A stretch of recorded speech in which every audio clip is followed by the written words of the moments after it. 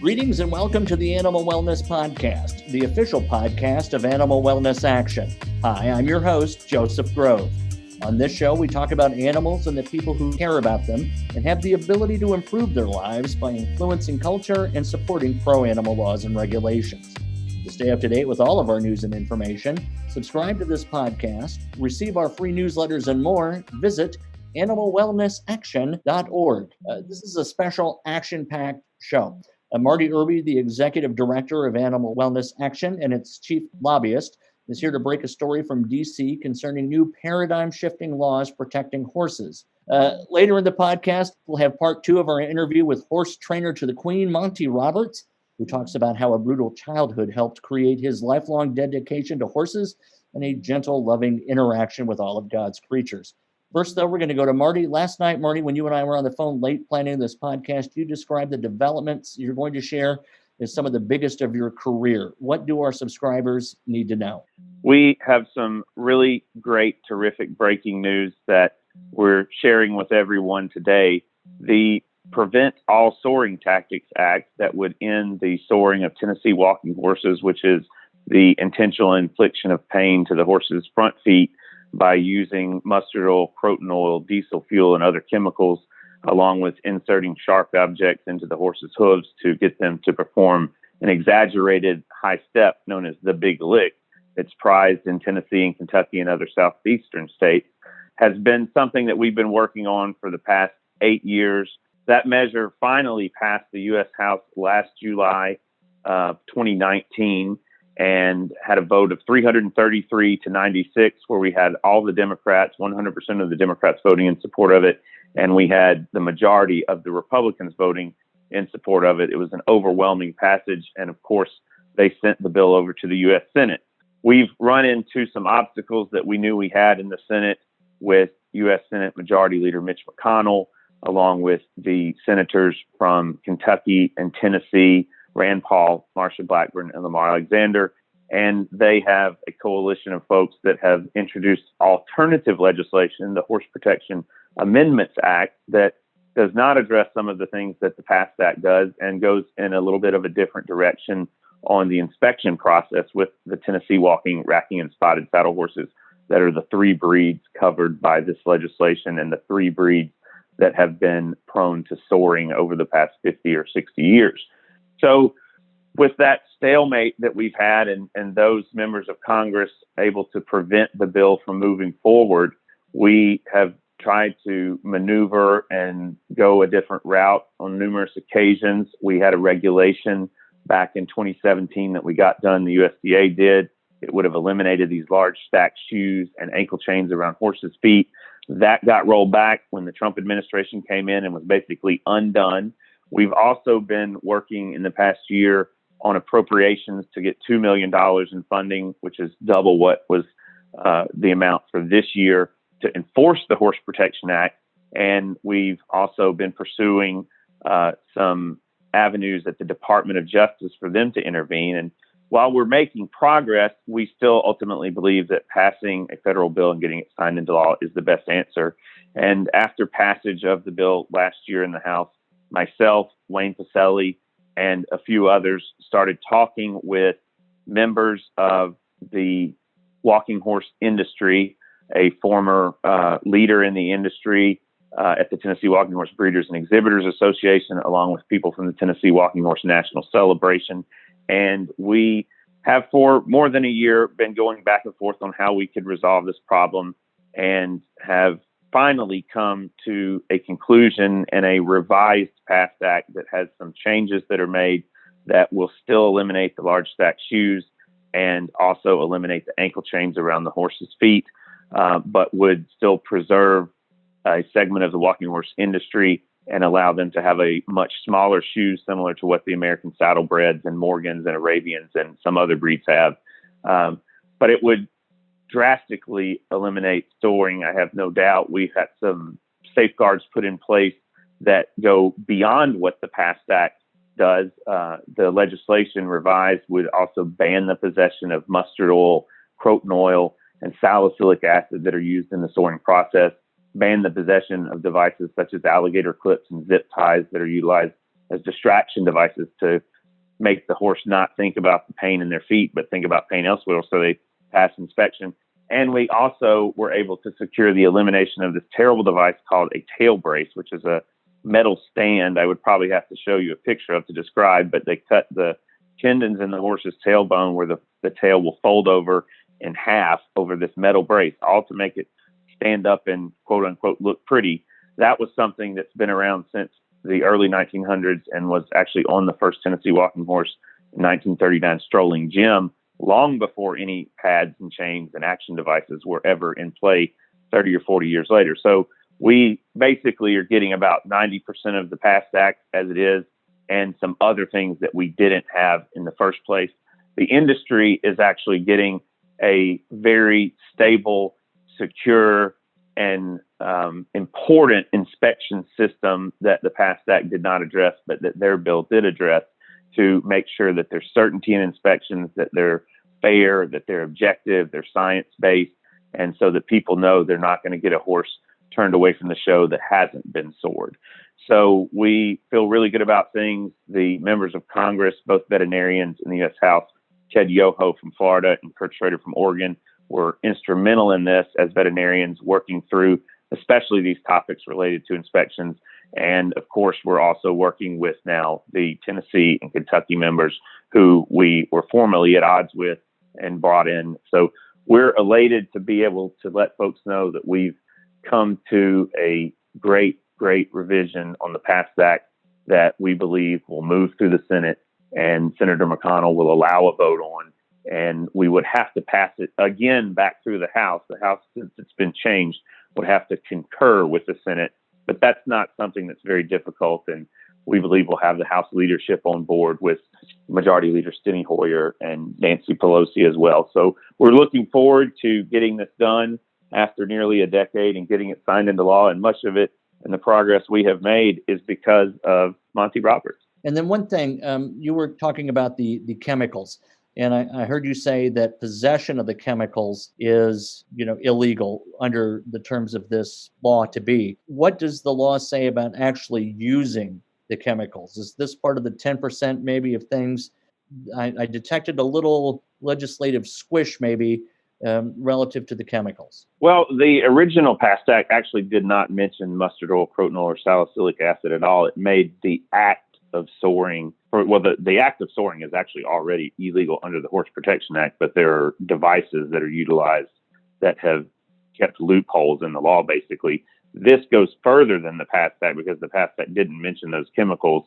And truthfully, I was not involved in the original drafting of the PAST Act. Wayne was involved very much, along with some others at the Humane Society. But these were just some things that we, over the past 7 or 8 years, as we've worked on this legislation, thought needed to be added as time goes on. And there's a good bit of other little things like that, but I think it's very important. It actually goes further than the PAST Act. So, Marty, do you foresee maybe another trip to the Oval Office? You were in the Oval Office back when the federal anti-animal cruelty statute or bill was signed into law.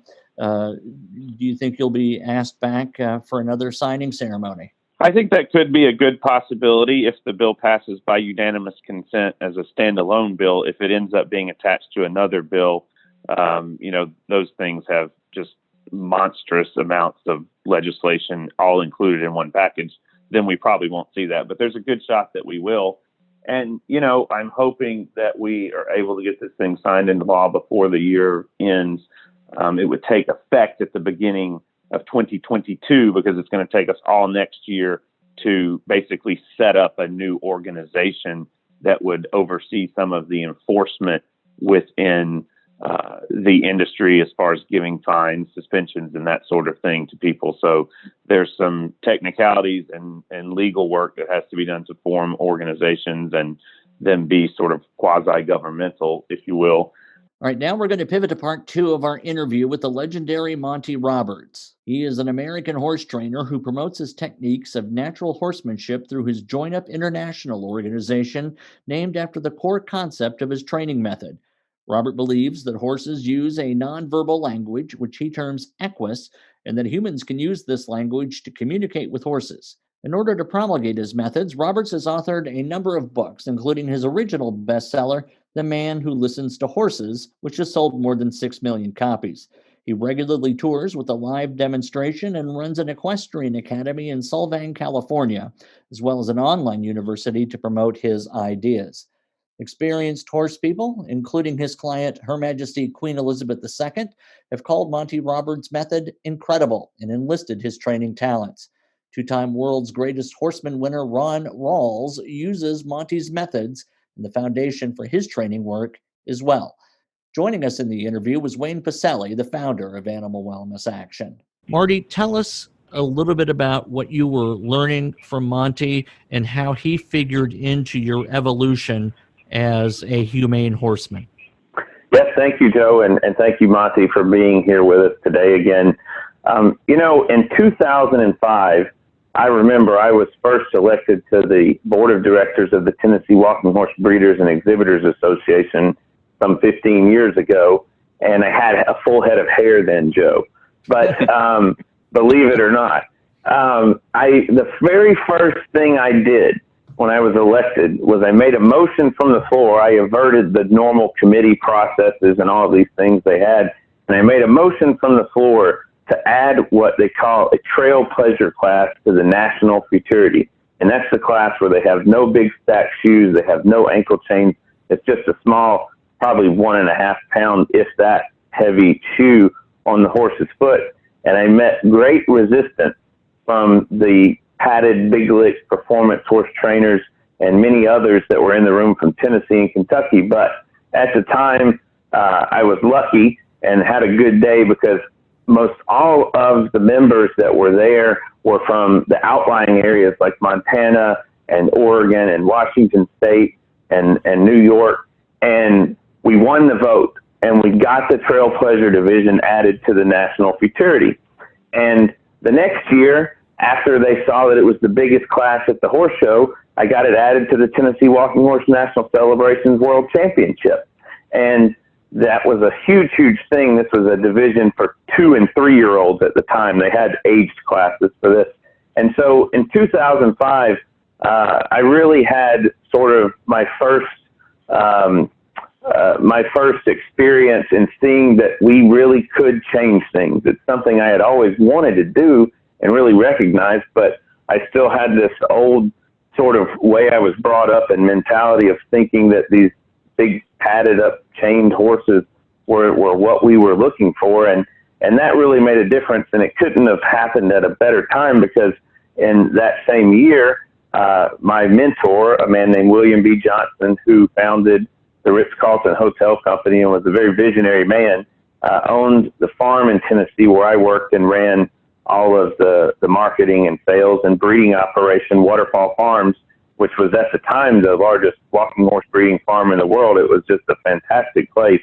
And it's no longer even in operation anymore because the walking horse industry has gone down so far. But Monty, at the request of Mr. Johnson, came to Shelbyville, Tennessee, and met with us and spent a tremendous amount of time with us, teaching us how to join up and teaching us about all of the different methods that he has utilized for years, and really studying and learning about the communication with the horse. I mean, I was fascinated that Monty could predict what the horse would do before the horse even did it. And these were horses he'd never seen before that day and never spent a minute with until he was there in a round pen showing all of us. And he happened to actually be there the next year. We worked together for a period of several years together on trying to end soaring and walking horses. But Monty was actually there the year that I won my only World Grand Championship in 2006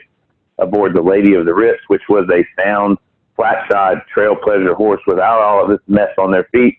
And I remember Monty and I talking, and we've talked about it since, that he knew back then. I said, I'm going a different way with this. And, little did I know things would turn out as they have and be so dramatic. But some 15 years later, here we are. And I am just so thankful that I met Monty Roberts, because he's really played a major role in my own progression, but I would say was a very key turning point was that year of my life and meeting Monty Roberts.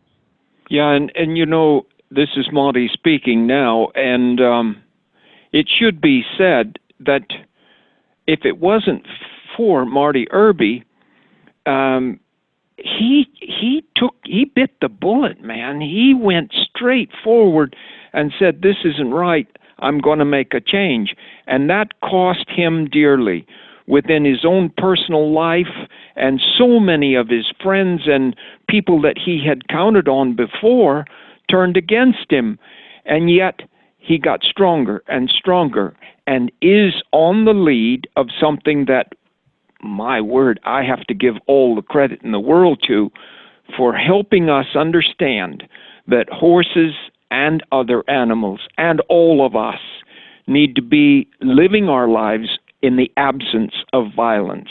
And Marty Irby is hugely responsible for that. Well, Marty, you're so kind, Monty. I greatly appreciate that. Yeah. Well, you deserve that. Well, we're going to have to start paying Marty more, Wayne. We need to up his paycheck. No, I think let's treat Monty's comments as a valuable currency, and then we can reduce the monetary currency that Marty gets. I think it's a rich comment from Monty, but really, let me just echo in some ways, from my lane. I met Marty in 2012 when I had been CEO of the Humane Society, and I had authorized an investigation of a barn owned by a guy named Jackie McConnell, and the investigator documented just horrid abuse of these horses, burning the front legs of the horse, and to the point where the horse couldn't get up and was moaning, and it was just despicable. And it put on the national radar screen the issue of horse soaring, which Monty had known about, Marty had known about, and Marty, had already had a crisis of conscience being in that world and in that industry. And when he jumped into, from that world into the realm of animal advocacy, it changed the debate on this issue, because here you have a guy on the inside who knew where all the bodies are buried and where all the drugs are hidden and the chemicals are stored. And he could say, listen, I was steeped in it. I saw it. It's terrible. I can tell you from a firsthand perspective, and it's ruining the breed. It's ruining the industry. And get with the program. And you can have people like me and you, Joe, who are advocates of animals and hadn't had a big touch with this issue, but having Marty turn around and take all of the risks that he did and get all of the fury that was directed at him as an apostate within the Tennessee walking horse industry. Anyone who leaves a world like that and speaks against it really exposes himself or herself to incredible invective and risk. And Marty, as Monty said, just trudged forward, and it's been 8 years of battling to pass the Prevent All Soaring Tactics Act, and it's time to get this passed. And I think that this is a big moment, and Monty and Marty deserve so much credit for getting us here. I could not have dreamed, prior to meeting Queen Elizabeth II, I could not have dreamed of this going this far out into the industry. I was struggling, man, and Her Majesty's influence has made a big difference, and it's helped all of us right down the line. And she should be given a lot of credit for this, because her influence has really changed it. When Prince Charles ascends to the throne, do you suspect royal advocacy will continue to support you as you go across the world? I'm not sure about that, and Her Majesty doesn't encourage me to get into the family that much. But at 85, I don't suppose I'm going to have much time to do anything about it anyway. And she's never going to die, so we're all right. Prince Charles probably won't be a factor. Marty, what else do you want to talk about in this segment? Well, I think just, reiterating that we have come to an amended version of the PAST Act that gets us about 90% of what we wanted in the original PAST Act. It also goes as far as eliminating what we call a tail brace in the walking, racking, and spotted saddle horse breed. It's a device that is almost like a metal stand that, for whatever reason, long before pads and chains existed, at the first World Grand Championship in 1939, a horse named Strolling Jim had his tailbone, the ligaments and muscles in his tail cut, where the tailbone folded over in half, and the horse had to live in this terribly horrible, painful thing called a tail set 24/7 after having his ligaments cut, and then when he went to a horse show, have the tail placed over this metal brace and tied down really, really tight at the end with a shoestring.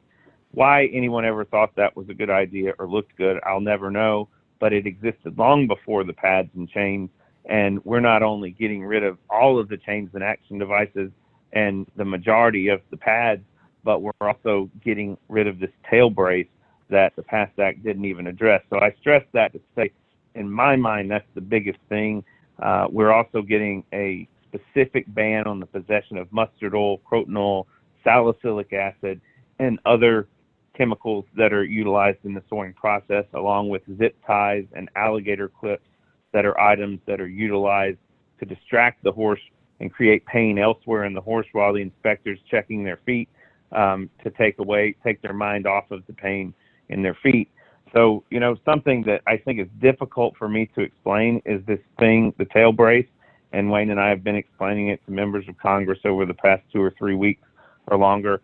But I'd love to hear what Monty has to say about the tail brace, because I know it's something that goes far beyond just the walking horse, and he probably can explain it better from the horse's view than anyone. Well, I can say that you explained it pretty darn well, but can you imagine a species walking around on the face of this earth that calls themselves the most intelligent species ever, to think, oh, we'll just go ahead and cut the ligaments in this horse's tail, and then we will break those segments, those spinal segments apart, and fold it up over his back and put it on a metal U-shaped brace and tape it so that the horse can't straighten his tail out. And then he'll look pretty going over the ground with his tail stuck up in the air and then hanging down behind him. Who in the world could think of things to do like that? And when you talk about croton oil and mustard oil and those things to cause the horse to be so sore that he flicks his legs in the air, what species could come up with things like that? The pain that those horses go through is absolutely unexplainable. And yet we did it. As a species, I certainly didn't, but as a species, we did it. And I watched crowds sit there and exclaim how beautiful these horses are going through that. If they only knew what that horse went through to provide them that entertainment, it's just not to be believed. And yet, in Louisville last night, you saw things happen that this species is still at it. And somebody has to step up and say, we've got to stop causing violence to be an answer to our problems. Violence is never the answer. It's only for the violator.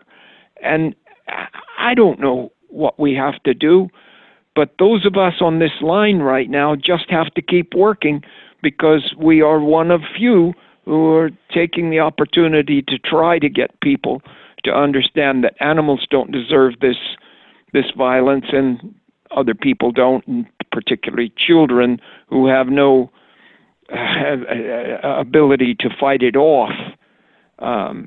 My first broken bones were in place at age 4, and a doctor knew that I was being beaten by a father. He knew that those bones were broken. I know that now because I went to universities and learned how children that are violated, it's like a fingerprint. You can see it immediately. And they knew it. And these doctors taught my grandmother how to put a cast on because they didn't want to be involved in putting a cast on and have to make reports about it. So I've been through and have seen the worst of humanity. I really have. And we can be better than that. And somebody like Marty Irby is out there with great problems in his own life because of his decisions, trying to get us to see it straight. And I'm certainly working on it, and so is Queen Elizabeth II. But imagine this species claiming to be intelligent and doing things like this. It's just not to be believed. You know, it's very easy to demonize the people involved in doing this. And I certainly have thrown a lot of criticism at people involved in horse soaring in the last 8 years that I've been working on this issue. I mean, I had not been aware of the problem until, you know, I really had a firsthand view of the situation. And I was, you know, how could people do this? This is unconscionable. You know, clearly they can be involved in showing horses without doing this to these poor Tennessee walking horses. But, you know, people get steeped in their world. It becomes an echo chamber in their community. They then stigmatize the people criticizing them and think of them as other and uninformed. And, you know, we went into this discussion, Marty and I, with folks whom he had known. I hadn't really known these folks, but Marty had. And we spoke to them with respect. We began to understand that they too want to find a way out of this, and that they know that the future of their business is tied to their improved treatment of horses. And this is going back to Monty's comment that we've got to have discussion. We've got to solve these problems. And, you know, when Marty says, and I say that we think we got 90% of the past act, you know, someone might say, well, you did better than they did in the compromise. No, the folks who were representing the industry understood that they had to change. They are now embracing these reforms. And they had, you know, issues that they raised with us where they said, well, this is not fair. And we listened to them and we heard them. But overall, this is a win-win. It's good for horses. It's good for the animal welfare movement to get this gain, if it indeed does get enacted as a new federal statute. And it's good for the industry. And my God, are they going to feel better about themselves when they're treating these horses with the dignity and mercy that they deserve. Yeah, right. Wayne, this is Monty speaking. And, you know, I really congratulate you for that attitude, because it isn't right to say, you quit hitting me or I'm going to hit you. It isn't right to demonize. There's no question about that. You can wonder about it, but we are human beings. It is our species, and we have to show them that it's wrong. We can't demand from them that they make changes. We have to show them that it's better without these awful techniques. And you're absolutely right. Don't hit back. Show them, help them, and respect them. I want to thank our listeners really very much for tuning into this. Some of the things we've talked about are hard to hear about, and they're also hard to fight. And your support of Animal Wellness Action, you can support us by going to animalwellnessaction.org, means all the difference in the world. Every engine needs fuel. Every storm needs wind and water to make it work. And you, our listeners, are part of that. So again, I'll invite you to go to animalwellnessaction.org. Also, when you're there, you can find our links to Facebook, Twitter. You can subscribe to this podcast on iTunes, Podbean, Stitcher, or Spotify. We've been joined today by Wayne and Marty, Wayne Pacelli, Marty Irby, and Monty Roberts. Thank you, gentlemen. And we will be back soon with another episode of the Animal Wellness Podcast.